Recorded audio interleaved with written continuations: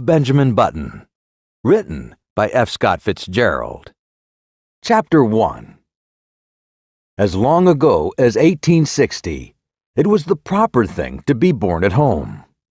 At present, so I'm told, the high gods of medicine have decreed that the first cries of the young shall be uttered upon the anesthetic air of a hospital, preferably a fashionable one. So young Mr. and Mrs. Roger Button were 50 years ahead of style when they decided one day in the summer of 1860 that their first baby should be born in a hospital. Whether this anachronism had any bearing upon the astonishing history I am about to set down will never be known. I shall tell you what occurred and let you judge for yourself. The Roger Buttons held an enviable position, both social and financial, in antebellum Baltimore. They were related to the this family and the that family, which, as every Southerner knew, entitled them to membership in that enormous peerage which largely populated the Confederacy. This was their first experience with the charming old custom of having babies. Mr. Button was naturally nervous. He hoped that it would be a boy so that he could be sent to Yale College in Connecticut, at which institution Mr. Button himself had been known for 4 years by the somewhat obvious nickname of Cuff. On the September morning consecrated to the enormous event, he arose nervously at 6 o'clock, dressed himself, adjusted an impeccable stock, and hurried forth through the streets of Baltimore to the hospital to determine whether the darkness of the night had borne in new life upon its bosom. When he was approximately 100 yards from the Maryland Private Hospital for Ladies and Gentlemen, he saw Dr. Keene, the family physician, descending the front steps, rubbing his hands together with a washing movement, as all doctors are required to do by the unwritten ethics of their profession. Mr. Roger Button, the president of Roger Button and Company, Wholesale Hardware, began to run toward Dr. Keene with much less dignity than was expected from a Southern gentleman of that picturesque period. "Dr. Keene," he called. "Oh, Dr. Keene!" The doctor heard him, faced around, and stood waiting, a curious expression settling on his harsh, medicinal face as Mr. Button drew near. "What happened?" demanded Mr. Button, as he came up in a gasping rush. "What is it? How is she? A boy? Who is it? What?" "Talk sense," said Dr. Keene sharply. He appeared somewhat irritated. "Is a child born?" begged Mr. Button. Dr. Keene frowned. "Why, yes, I suppose so, after a fashion." Again he threw a curious glance at Mr. Button. "Is my wife all right?" "Yes." "Is it a boy or a girl?" "Here now," cried Dr. Keene, in a perfect passion of irritation. "I'll ask you to go and see for yourself. Outrageous!" He snapped the last word out in almost one syllable. Then he turned away muttering, "Do you imagine a case like this will help my professional reputation? One more would ruin me, ruin anybody." "What's the matter?" demanded Mr. Button, appalled. "Triplets?" "No, not triplets," answered the doctor cuttingly. "What's more, you can go and see for yourself. And get another doctor. I brought you into the world, young man, and I've been physician to your family for 40 years, but I'm through with you. I don't want to see you or any of your relatives ever again. Goodbye." Then he turned sharply, and without another word climbed into his phaeton, which was waiting at the curbside, and drove severely away. Mr. Button stood there upon the sidewalk, stupefied and trembling from head to foot. What horrible mishap has occurred? He had suddenly lost all desire to go into the Maryland Private Hospital for Ladies and Gentlemen. It was with the greatest difficulty that a moment later he forced himself to mount the steps and enter the front door. A nurse was sitting behind a desk in the opaque gloom of the hall. Swallowing his shame, Mr. Button approached her. "Good morning," she remarked, looking at him pleasantly. "Good morning. I'm Mr. Button." At this, a look of utter terror spread itself over the girl's face. She rose to her feet and seemed about to fly from the hall, restraining herself only with the most apparent difficulty. "I want to see my child," said Mr. Button. The nurse gave a little scream. "Oh, of course," she cried hysterically. "Upstairs. Right upstairs. Go up." She pointed the direction, and Mr. Button, bathed in cool perspiration, turned falteringly and began to mount to the second floor. In the upper hall, he addressed another nurse who approached him, basin in hand. "I'm Mr. Button," he managed to articulate. "I want to see my—" Clank! The basin clattered to the floor and rolled in the direction of the stairs. Clank! Clank! It began a methodical descent, as if sharing in the general terror which this gentleman provoked. "I want to see my child," Mr. Button almost shrieked. He was on the verge of collapse. Clank! The basin reached the first floor. The nurse regained control of herself and threw Mr. Button a look of hearty contempt. "All right, Mr. Button," she agreed in a hushed voice. "Very well. But if you knew what a state it's put us all in this morning, it's perfectly outrageous. The hospital will never have a ghost of a reputation after—" "Hurry," he cried hoarsely. "I can't stand this." "Come this way then, Mr. Button." He dragged himself after her. At the end of a long hall, they reached a room from which proceeded a variety of howls. Indeed, a room which, in later parlance, would have been known as the crying room. They entered. "Well," gasped Mr. Button, "which is mine?" "There," said the nurse. Mr. Button's eyes followed her pointing finger, and this is what he saw. Wrapped in a voluminous white blanket, and partly crammed into one of the cribs, there sat an old man, apparently about 70 years of age. His sparse hair was almost white, and from his chin dripped a long smoke-colored beard, which waved absurdly back and forth, fanned by the breeze coming in at the window. He looked up at Mr. Button with dim, faded eyes, in which lurked a puzzled question. "Am I mad?" thundered Mr. Button, his terror resolving into rage. "Is this some ghastly hospital joke?" "It doesn't seem like a joke to us," replied the nurse severely. "And I don't know whether you're mad or not, but that is most certainly your child." The cool perspiration redoubled on Mr. Button's forehead. He closed his eyes, and then, opening them, looked again. There was no mistake. He was gazing at a man of 70, a baby of 70, a baby whose feet hung over the sides of the crib in which he was reposing. The old man looked placidly from one to the other for a moment, and then suddenly spoke in a cracked and ancient voice. "Are you my father?" he demanded. Mr. Button and the nurse shook violently. "Because if you are," went on the old man querulously, "I wish you'd get me out of this place, or, at least, get them to put a comfortable rocker in here." "Where in God's name did you come from? Who are you?" burst out Mr. Button frantically. "I can't tell you exactly who I am," replied the old man, "because I've only been born a few hours. But my last name is certainly Button." "You lie! You're an impostor!"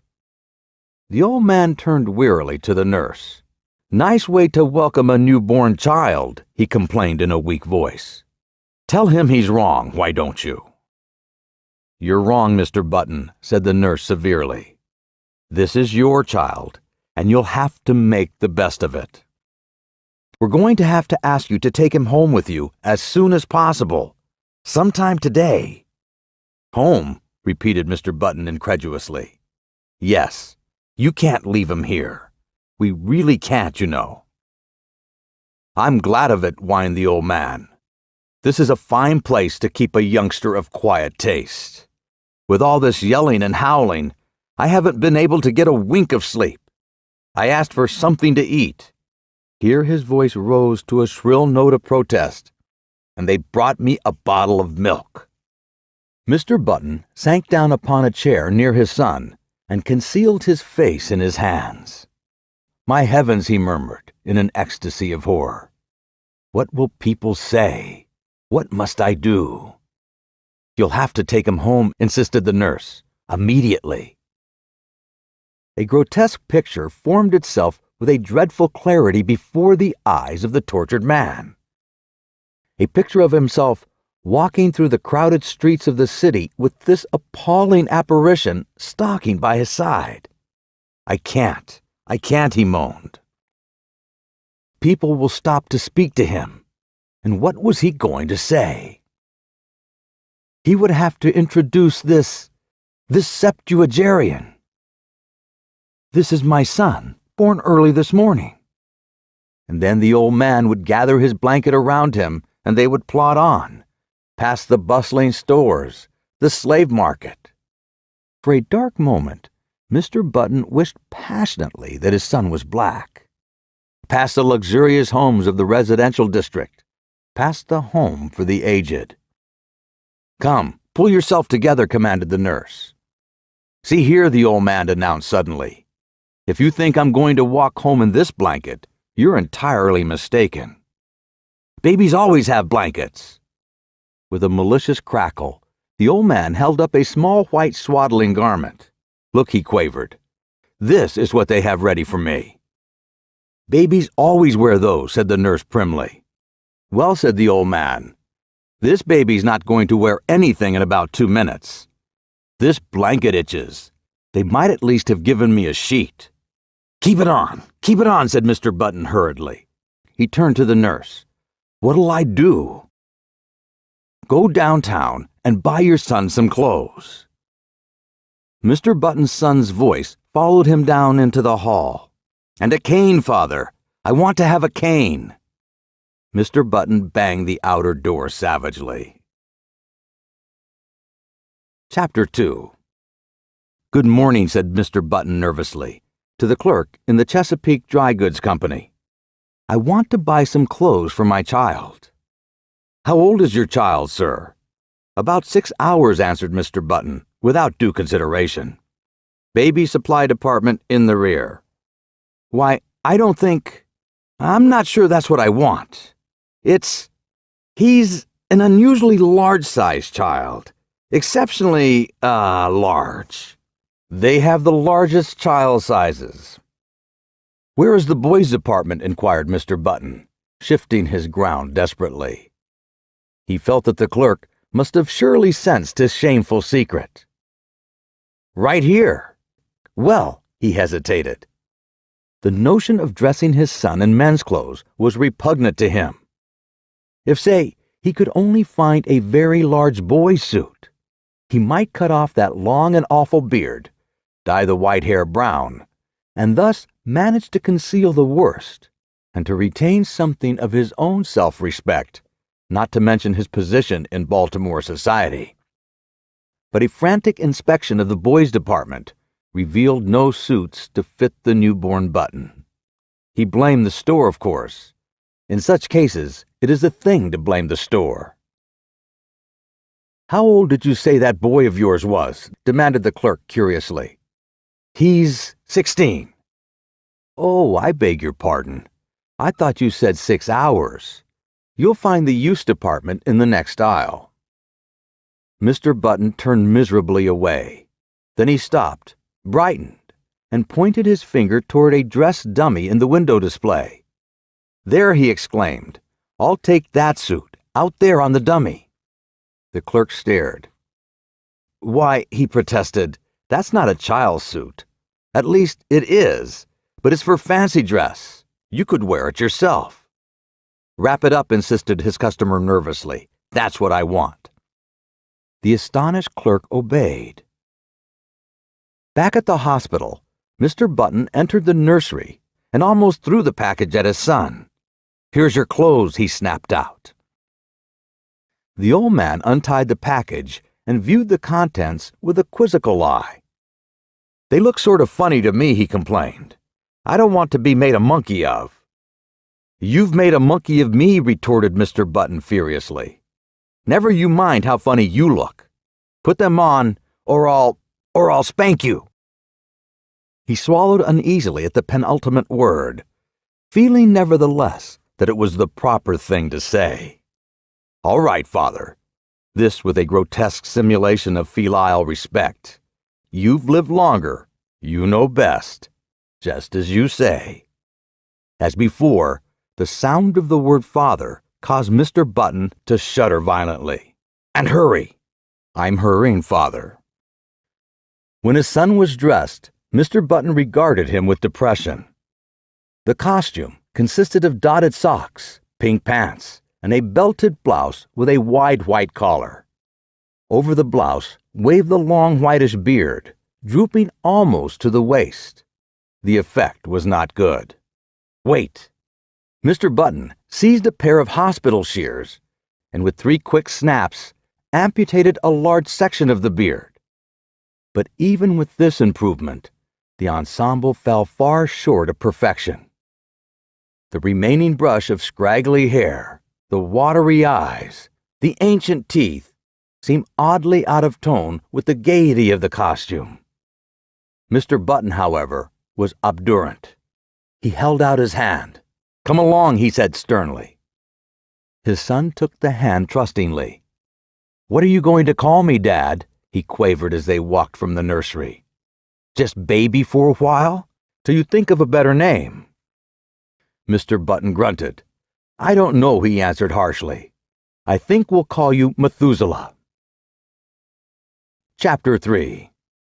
Even after the new addition to the Button family had had his hair cut short, and then dyed to a sparse, unnatural black, had had his face shaved so close that it glistened, and had been attired in small boy clothes made to order by a flabbergasted tailor, it was impossible for Button to ignore the fact that his son was a poor excuse for a first family baby. Despite his age stoop, Benjamin Button, for it was by this name they called him, instead of by the appropriate but invidious Methuselah, was 5 feet 8 inches tall. His clothes did not conceal this, nor did the clipping and dyeing of his eyebrows disguise the fact that the eyes under were faded and watery and tired. In fact, the baby nurse who had been engaged in advance left the house after one look, in a state of considerable indignation. Mr. Button persisted in his unwavering purpose. Benjamin was a baby, and a baby he should remain. At first, he declared that if Benjamin didn't like warm milk, he could go without food altogether. But he was finally prevailed upon to allow his son bread and butter, and even oatmeal, by way of a compromise. One day he brought home a rattle, and giving it to Benjamin, insisted in no uncertain terms that he should play with it, whereupon the old man took it with a weary expression, and could be heard jingling it obediently at intervals throughout the day. There can be no doubt, though, that the rattle bored him, and that he found other and more soothing amusements when he was left alone. For instance, Mr. Button discovered one day that during the preceding week he had smoked more cigars than ever before, a phenomenon which was explained a few days later when, entering the nursery unexpectedly, he found the room full of faint blue haze, and Benjamin, with a guilty expression on his face, trying to conceal the butt of a dark Havana. This, of course, called for a severe spanking, but Mr. Button found that he could not bring himself to administer it. He merely warned his son that cigars would stunt his growth. Nevertheless, he persisted in his attitude. He brought home lead soldiers. He brought toy trains. He brought large pleasant animals made of cotton. And to perfect the illusion which he was creating, for himself at least, he passionately demanded of the clerk in the toy store whether the paint would come off the pink duck if the baby put it in his mouth. But despite all his father's efforts, Benjamin refused to be interested. He would steal down the back stairs and return to the nursery with a volume of Encyclopedia Britannica, over which he would pore through an afternoon, while his cotton cows and his Noah's Ark were left neglected on the floor. Against such a stubbornness, Mr. Button's efforts were of little avail. The sensation created in Baltimore was at first prodigious. What the mishap would have cost the Buttons and their kinsfolk socially cannot be determined, for the outbreak of the Civil War drew the city's attention to other things.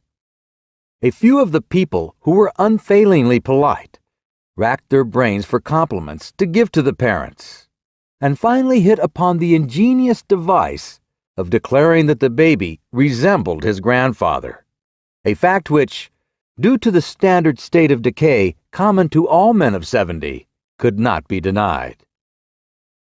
Mr. and Mrs. Roger Button were not pleased, and Benjamin's grandfather was furiously insulted.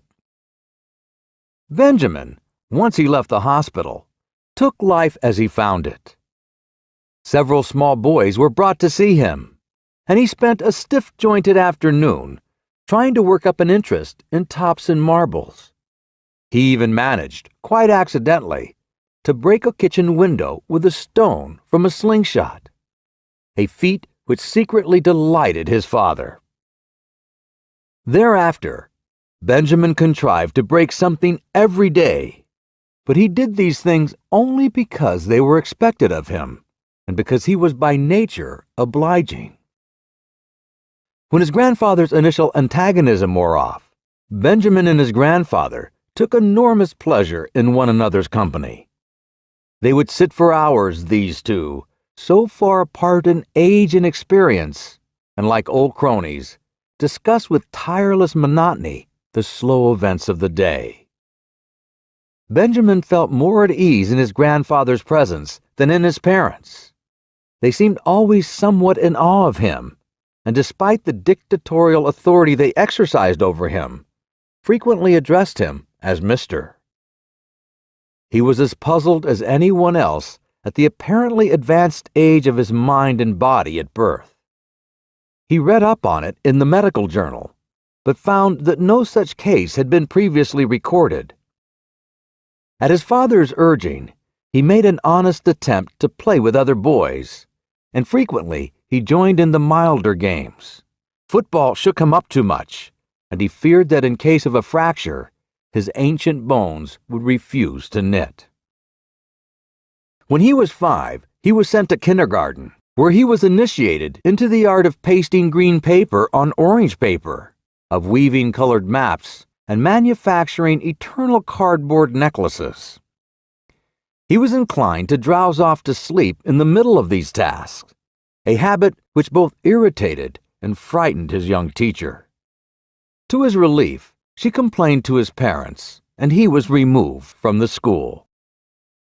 The Roger Buttons told their friends that they felt he was too young. By the time he was 12 years old, his parents had grown used to him. Indeed, so strong is the force of custom that they no longer felt that he was different from any other child, except when some curious anomaly reminded them of the fact. But one day, a few weeks after his 12th birthday, while looking in the mirror, Benjamin made, or thought he made, an astonishing discovery. Did his eyes deceive him, or had his hair turned in the dozen years of his life from white to iron gray under its concealing dye? Was a network of wrinkles on his face becoming less pronounced? Was his skin healthier and firmer, with even a touch of ruddy winter color? He could not tell. He knew that he no longer stooped, and that his physical condition had improved since the early days of his life. Can it be, he thought to himself, or rather, scarcely dared to think. He went to his father. "I am grown," he announced determinedly. "I want to put on long trousers." His father hesitated. "Well," he said finally, "I don't know. 14 is the age for putting on long trousers, and you are only 12. "But you have to admit," protested Benjamin, that I'm big for my age." His father looked at him with illusory speculation. "Oh, I'm not so sure of that," he said. "I was as big as you when I was 12. This was not true. It was all part of Roger Button's silent agreement with himself to believe in his son's normality. Finally, a compromise was reached. Benjamin was to continue to dye his hair. He was to make a better attempt to play with boys of his own age. He was not to wear his spectacles or carry a cane in the street. In return for these concessions, he was allowed his first suit of long trousers. Chapter 4. Of the life of Benjamin Button between his 12th and 21st year, I intend to say little. Suffice to record that they were years of normal ungrowth. When Benjamin was 18, he was erect as a man of 50. He had more hair, and it was of a dark gray. His step was firm. His voice had lost its cracked quaver and descended into a healthy baritone. So his father sent him up to Connecticut to take examinations for entrance to Yale College. Benjamin passed his examination and became a member of the freshman class. On the third day following his matriculation, he received a notification from Mr. Hart, the college registrar, to call at his office and arrange his schedule. Benjamin, glancing in the mirror, decided that his hair needed a new application of its brown dye, but an anxious inspection of his bureau drawer disclosed that the dye bottle was not there. Then he remembered. He had emptied it the day before and thrown it away. He was in a dilemma. He was due at the registrar's in 5 minutes. There seemed to be no help for him. He must go as he was. He did. "Good morning," said the registrar politely. "We've come to inquire about your son." "Why, as a matter of fact, my name's Button," began Benjamin. But Mr. Hart cut him off. "I'm very glad to meet you, Mr. Button. I'm expecting your son here any minute." "That's me," burst out Benjamin. "I'm a freshman." "What?" "I'm a freshman." "Surely you're joking." "Not at all." The registrar frowned and glanced at a card before him. "Why, I have Mr. Benjamin Button's age down here as 18. "That's my age," asserted Benjamin, flushing slightly. The registrar eyed him wearily. "Now surely, Mr. Button, you don't expect me to believe that." Benjamin smiled wearily. "I am 18, he repeated. The registrar pointed sternly to the door. "Get out," he said. "Get out of college and get out of town. You're a dangerous lunatic." "I am 18. Mr. Hart opened the door. "The idea," he shouted. "A man of your age trying to enter here as a freshman. 18 years old, are you? Well, I'll give you 18 minutes to get out of town." Benjamin Button walked with dignity from the room, and a half-dozen undergraduates who were waiting in the hall followed him curiously with their eyes. When he had gone a little way, he turned around, faced the infuriated registrar, who was still standing in the doorway, and repeated in a firm voice, "I am 18 years old." To a chorus of snickers, which went up from the group of undergraduates, Benjamin walked away, but he was not fated to escape so easily. On his melancholy walk to the railroad station, he was found that he was being followed by a group, then a swarm, and finally a dense mass of undergraduates. The word had gone around that a lunatic had passed the entrance examinations for Yale and attempted to palm himself off as a youth of 18. A fever of excitement permeated the college. Men ran hatless out of classes. The football team abandoned its practice and joined the mob. Professors' wives with bonnets awry and bustles out of position ran shouting after the procession, from which proceeded a continual succession of remarks aimed at the tender sensibilities of Benjamin Button. "He must be the wandering Jew. He ought to go to prep school at his age. Look at the infant prodigy. He thought this was the old men's home. Go up to Harvard. Benjamin increased his pace, and soon he was running. He would show them. He would go to Harvard, and then they would regret these ill-considered taunts. Safely on board the train for Baltimore, he put his head from the window. "You'll regret this," he shouted. "Ha ha," the undergraduates laughed. "Ha ha ha." It was the biggest mistake that Yale College had ever made. Chapter 5. In 1880, Benjamin Button was 20 years old, and he signalized his birthday by going to work for his father in Roger Button and Company, wholesale hardware. It was in that same year that he began going out socially. That is, his father insisted on taking him to several fashionable dances. Roger Button was now 50, and he and his son were more and more companionable. In fact, since Benjamin had ceased to dye his hair, which was still grayish, they appeared about the same age and could have passed for brothers. One night in August, they got into the phaeton attired in their full-dress suits and drove out to a dance at the Shevlins' country house, situated just outside of Baltimore. It was a gorgeous evening. A full moon drenched the road to the lusterless color of platinum, and late-blooming harvest flowers breathed into the motionless air aromas that were like low, half-heard laughter. The open country, carpeted for miles around with bright wheat, was translucent as in the day. It was almost impossible not to be affected by the sheer beauty of the sky. Almost. "There's a great future in the dry goods business," Roger Button was saying. He was not a spiritual man. His aesthetic sense was rudimentary. "Old fellows like me can't learn new tricks," he observed profoundly. "It's you youngsters with energy and vitality that have the great future before you." Far up the road, the lights of the Shevlins' country house drifted into view, and presently there was a sighing sound that crept persistently toward them. It might have been the fine plaint of violins or the rustle of the silver wheat under the moon. They pulled up behind a handsome brougham whose passengers were disembarking at the door. A lady got out, then an elderly gentleman, then another young lady, beautiful as sin. Benjamin was immediately enchanted.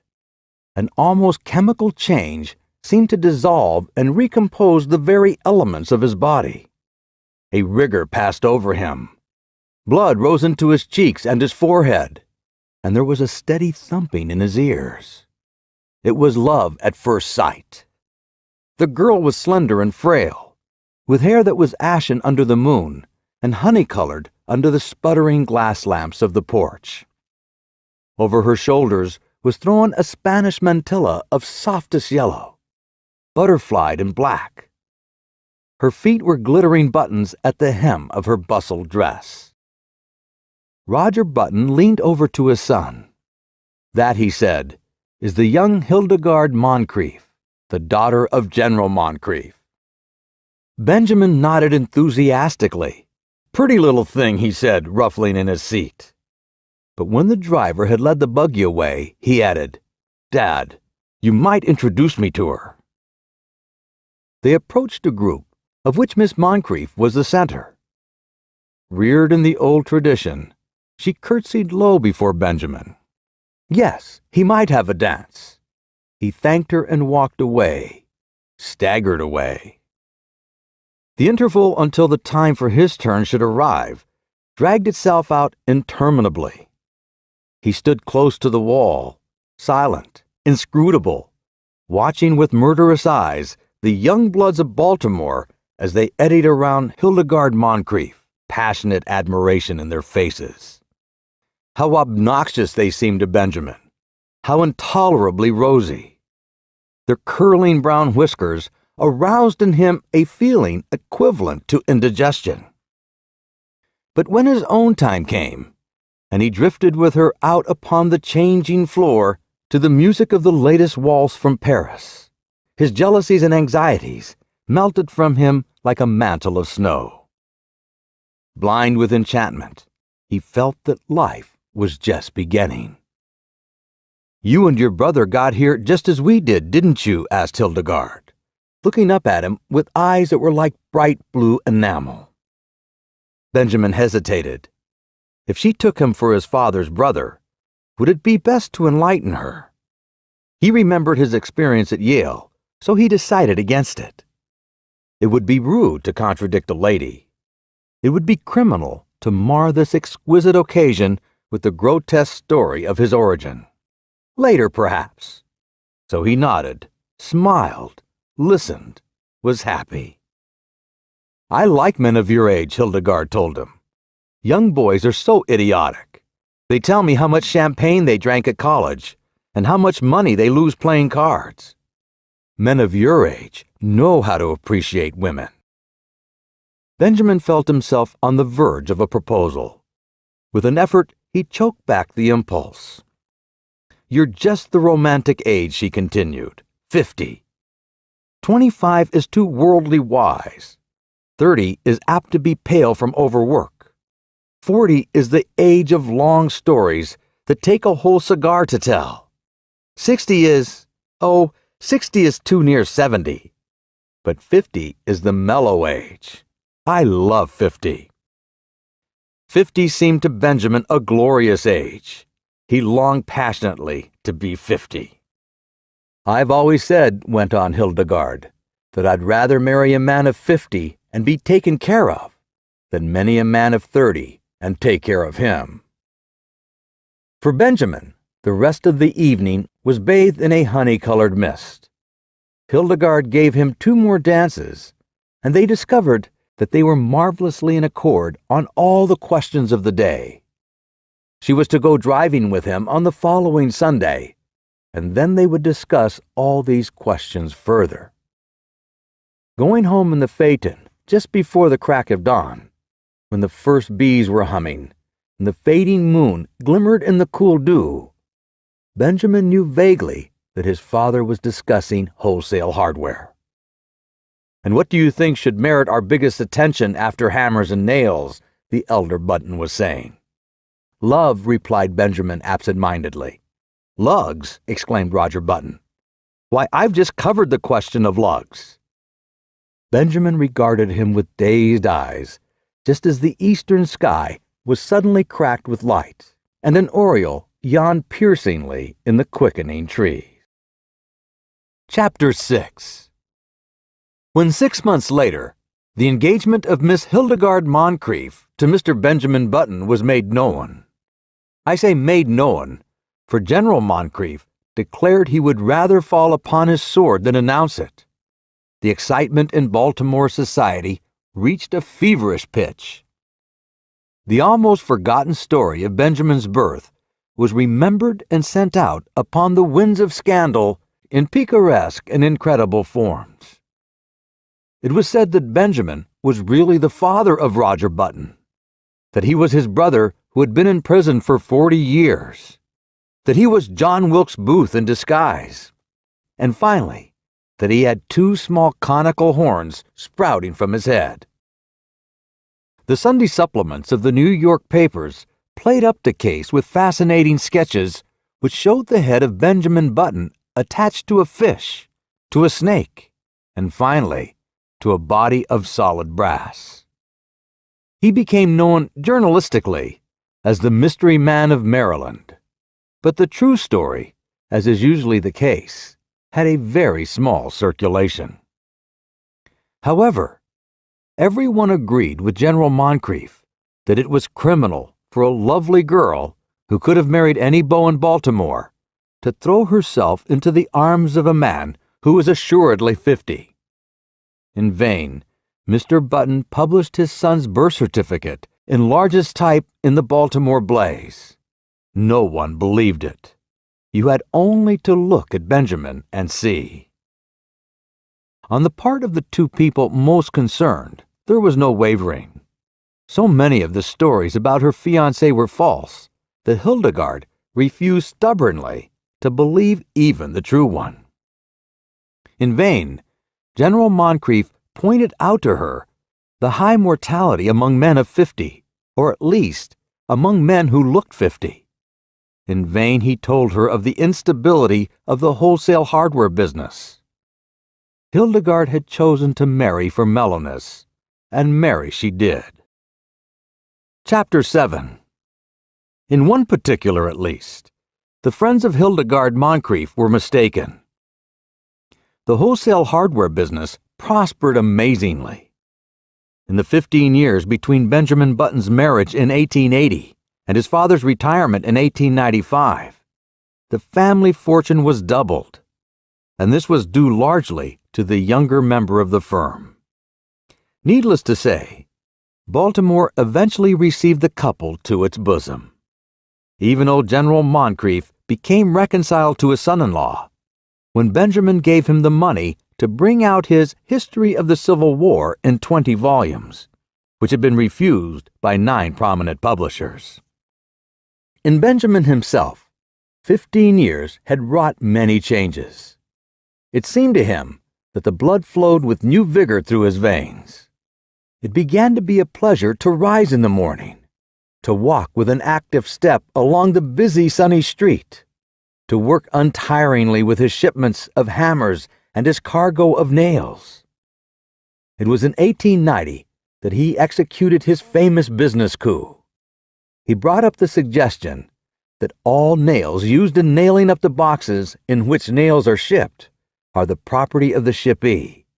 A proposal which became a statute, was approved by Chief Justice Fossil, and saved Roger Button and Company, Wholesale Hardware, more than 600 nails every year. In addition, Benjamin discovered that he was becoming more and more attracted by the lighter side of life. It was typical of his growing enthusiasm for pleasure that he was the first man in the city of Baltimore to own and run an automobile. Meeting him on the street, his contemporaries would stare enviously at the picture he made of health and vitality. "He seems to grow younger every year," they would remark. And if old Roger Button, now 65 years old, had failed at first to give proper welcome to his son, he atoned at last by bestowing on him what amounted to adulation. And here we come to an unpleasant subject, which it will be well to pass over as quickly as possible. There was only one thing that worried Benjamin Button. His wife had ceased to attract him. At that time, Hildegard was a woman of 35, with a son, Roscoe, 14 years old. In the early days of their marriage, Benjamin had worshipped her, but as the years passed, became an unexciting brown. The blue enamel of her eyes assumed the aspect of cheap crockery. Moreover, and most of all, she had become too settled in her ways, too placid, too content, too anemic in her excitements, and too sober in her tastes. As a bride, it had been she who had dragged Benjamin to dances and dinners. Now, conditions were reversed.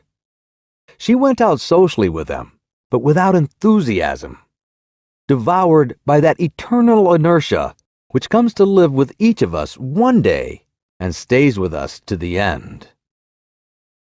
Benjamin's discontent waxed stronger. At the outbreak of the Spanish-American War in 1898, his home had, for him, so little charm that he decided to join the army.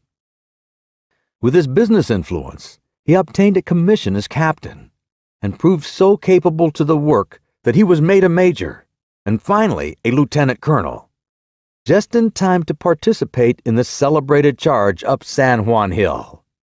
He was slightly wounded and received a medal. Benjamin had become so attached to the activity and excitement of army life that he regretted to give it up. But his business required attention, so he resigned his commission and came home. He was met at the station by a brass band and escorted to his house. Chapter 8.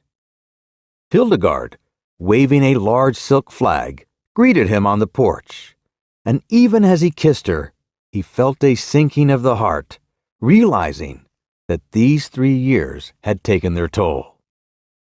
She was a woman of 40 now, with a faint skirmish line of gray hairs in her head. The sight depressed him. Up in his room, he saw his reflection in the familiar mirror.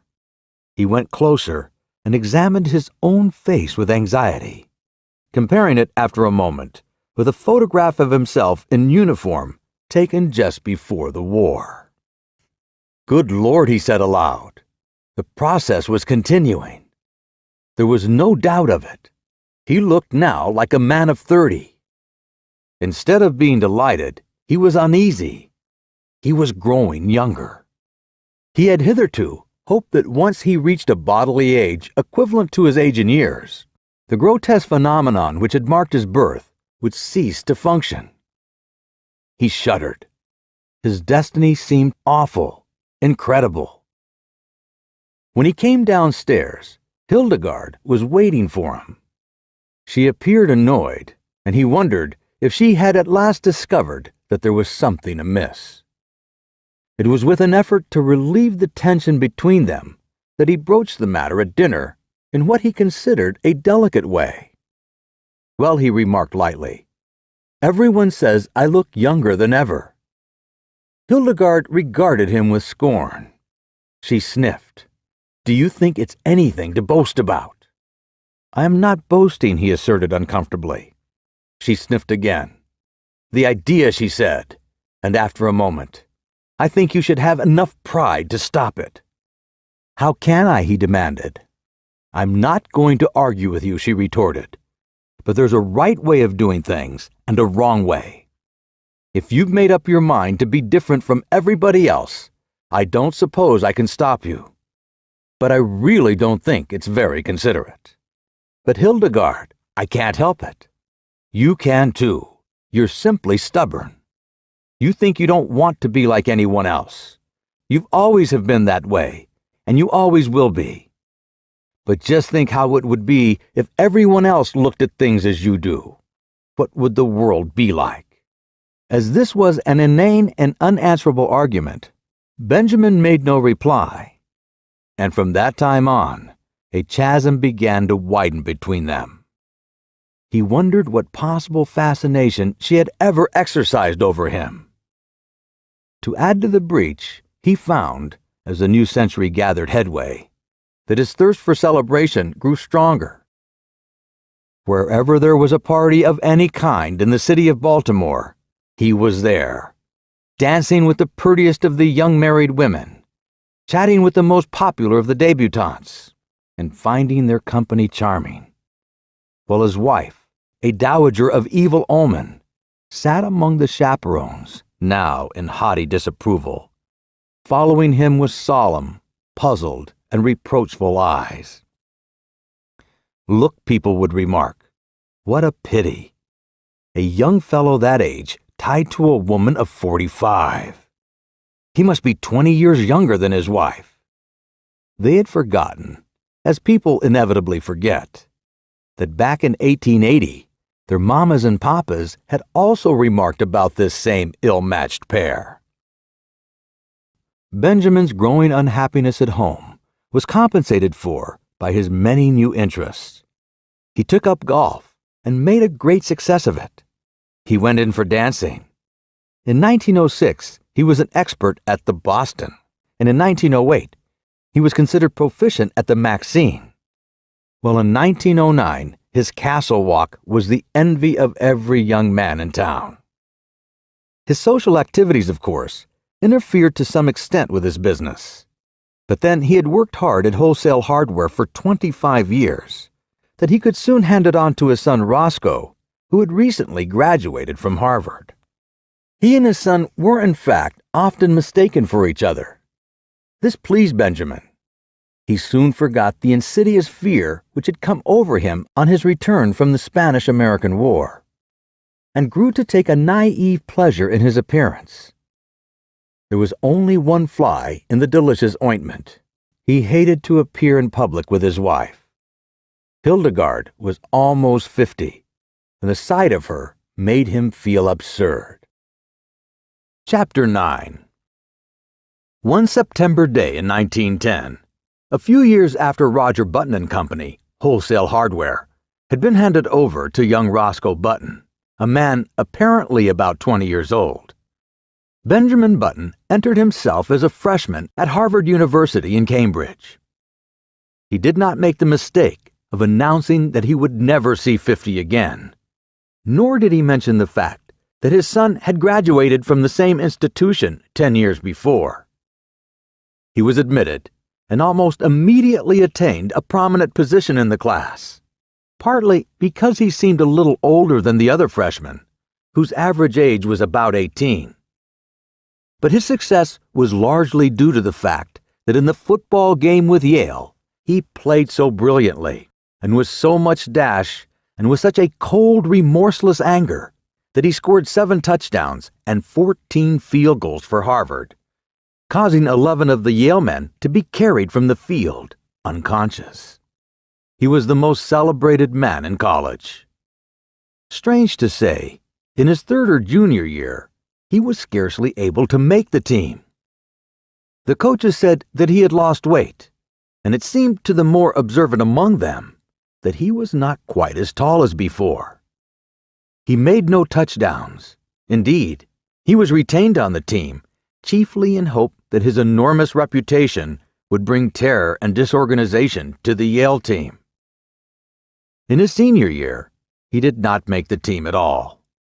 He had grown so slight and frail that one day he was taken by some sophomores for a freshman, an incident which humiliated him terribly. He became known as something of a prodigy, a senior who was surely no more than 16, and he was often shocked at the worldliness of some of his classmates. His studies seemed harder to him. He felt that they were too advanced. He had heard his classmates speak of St. Midas, the famous preparatory school, at which so many of them had prepared for college, and he determined after his graduation to enter himself at St. Midas, where the sheltered life among boys his own size would be more congenial to him. Upon his graduation in 1914, he went home to Baltimore with his Harvard diploma in his pocket. Hildegard was now residing in Italy, so Benjamin went to live with his son, Roscoe. But though he was welcomed in a general way, there was obviously no heartiness in Roscoe's feeling toward him. There was even perceptible a tendency on his son's part to think that Benjamin, as he moped about the house in adolescent moodiness, was somewhat in the way. Roscoe was married now and prominent in Baltimore life, and he wanted no scandal to creep out in connection with his family. Benjamin, no longer persona grata with the debutantes and younger college set, found himself alone much of the time, except for the companionship of 3 or 4 15-year-old boys in the neighborhood. His idea of going to St. Midas recurred to him. "Say," he said to Roscoe one day, "I've told you over and over that I want to go to prep school." "Well, go then," replied Roscoe shortly. The matter was distasteful to him, and he wished to avoid a discussion. "I can't go alone," said Benjamin helplessly. "You'll have to enter me and take me up there." "I haven't got time," declared Roscoe abruptly. His eyes narrowed, and he looked uneasily at his father. "As a matter of fact," he added, "you'd better not go on with this business much longer. You'd better pull up short. You'd better—" He paused, and his face crimsoned as he sought for words. "You'd better turn right around and start back the other way. This has gone too far to be a joke. It isn't funny any longer. You behave yourself." Benjamin looked at him on the verge of tears. "And another thing," continued Roscoe. "When visitors are in the house, I want you to call me Uncle, not Roscoe. But Uncle, do you understand? It looks absurd for a boy of 15 to call me by my first name. Perhaps you'd better call me Uncle all the time, so you'll get used to it." With a harsh look at his father, Roscoe turned away. Chapter 10. At the termination of this interview, Benjamin wandered dismally upstairs and stared at himself in the mirror. He had not shaved for 3 months, but he could find nothing on his face but a faint white down with which it seemed unnecessary to meddle. When he had first come home from Harvard, Roscoe had approached him with the proposition that he should wear eyeglasses and imitation whiskers glued to his cheeks, and it seemed for a moment that the farce of his early years was to be repeated. But whiskers had itched and made him ashamed. He wept, and Roscoe had reluctantly relented. Benjamin opened a book of boy stories, The Boy Scouts in Bimini Bay, and began to read. But he found himself thinking persistently about the war. America had joined the Allied cause during the preceding month, and Benjamin wanted to enlist. But alas, 16 was the minimum age, and he did not look that old. His true age, which was 57, would have disqualified him anyway. There was a knock at his door, and the butler appeared with a letter bearing a large official legend in the corner, and addressed to Mr. Benjamin Button. Benjamin tore it open eagerly and read the enclosure with delight. It informed him that many reserve officers who had served in the Spanish-American War were being called back into service with a higher rank, and it enclosed his commission as Brigadier General in the United States Army, with orders to report immediately. Benjamin jumped to his feet, quivering with enthusiasm. This was what he had wanted. He seized his cap, and 10 minutes later he had entered a large tailoring establishment on Charles Street, and he asked in his uncertain treble to be measured for a uniform. "Want to play soldier, Sonny?" demanded a clerk casually. Benjamin flushed. "Say, never mind what I want," he retorted angrily. "My name's Button, and I live on Mount Vernon Place, so you know I'm good for it." "Well," admitted the clerk hesitantly, "if you're not, I guess your daddy is all right." Benjamin was measured, and a week later his uniform was completed. He had difficulty in obtaining the proper general's insignia because the dealer kept insisting to Benjamin that a nice Boy Scout badge would look just as well and be much more fun to play with. Saying nothing to Roscoe, he left the house one night and proceeded by train to Camp Mosby in South Carolina, where he was to command an infantry brigade. On a sultry April day, he approached the entrance to the camp, paid off the taxicab which had brought him from the station, and turned to the sentry on guard. "Get someone to handle my baggage," he said briskly. The sentry eyed him reproachfully. "Say," he remarked, "where are you going with the general's duds, Sonny?" Benjamin, veteran of the Spanish-American War, whirled upon him with fire in his eyes, but with, alas, a changing treble voice. "Come to attention," he tried to thunder. He paused for breath. Then suddenly he saw the sentry snap his heels together and bring his rifle to the present. Benjamin concealed a smile of gratification, but when he glanced around, his smile faded. It was not he who had inspired obedience, but an imposing artillery colonel who was approaching on horseback. "Colonel," called Benjamin shrilly.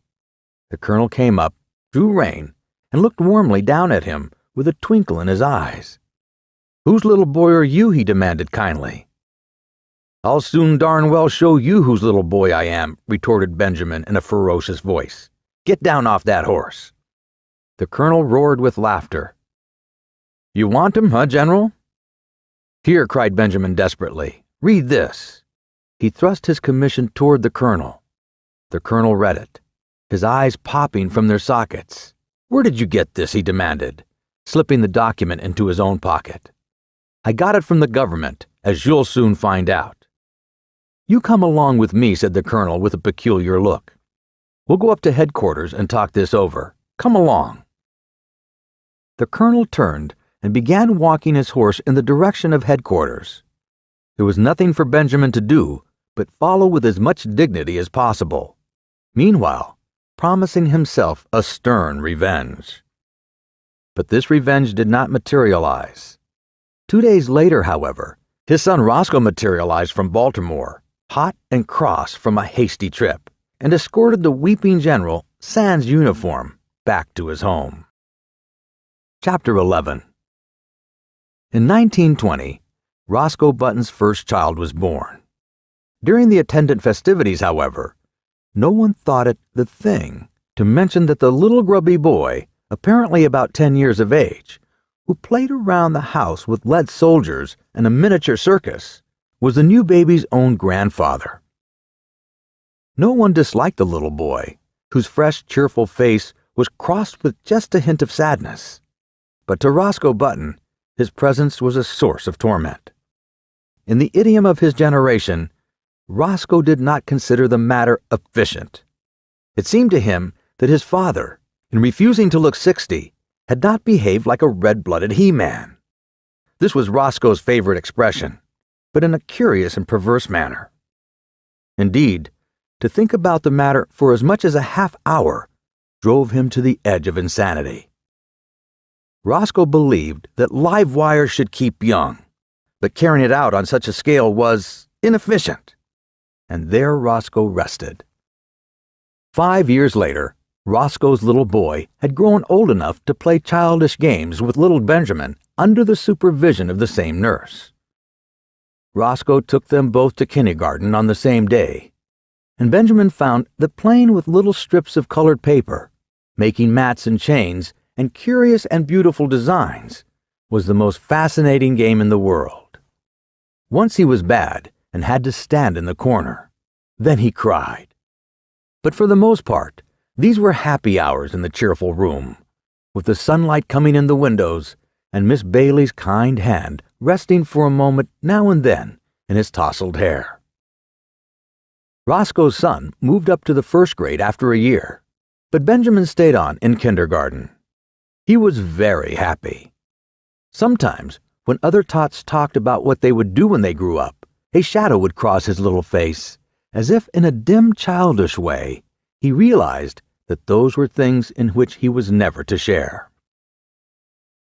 The days flowed on in monotonous content. He went back a third year to kindergarten, but he was too little now to understand what the bright, shining strips of paper were for.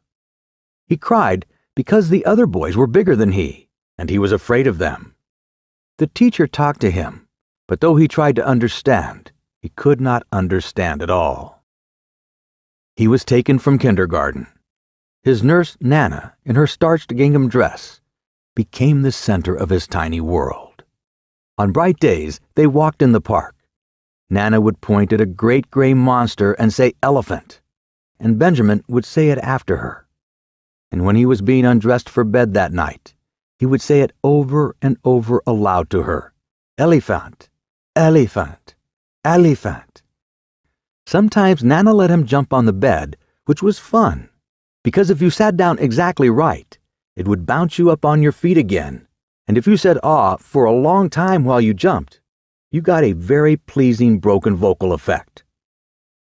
He loved to take a big cane from the hat rack and go around hitting chairs and tables with it, saying, "Fight, fight, fight."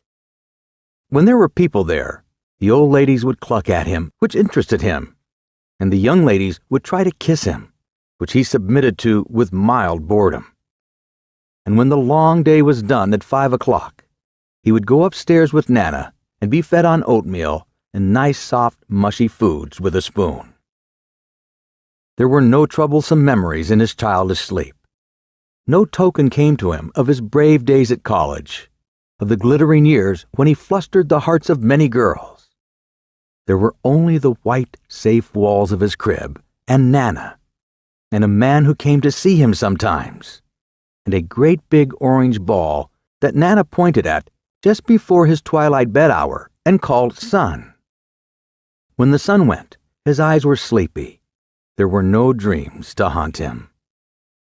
The past, the wild charge at the head of his men up San Juan Hill, the first years of his marriage when he worked late into the summer dusk down in the busy city for young Hildegard whom he loved, the days before that, when he sat smoking far into the night in the gloomy old Button house on Monroe Street with his grandfather. All these had faded like unsubstantial dreams from his mind, as though they had never been. He did not remember. He did not remember clearly whether the milk was warm or cool at his last feeding, or how the days passed. There was only his crib and Nana's familiar presence, and then he remembered nothing. When he was hungry, he cried. That was all. Through the noons and nights, he breathed, and over him there were soft mumblings and murmurings that he scarcely heard, and faintly differentiated smells, and light and darkness. Then it was all dark, and his white crib, and the dim faces that moved above him, and the warm, sweet aroma of the milk faded out altogether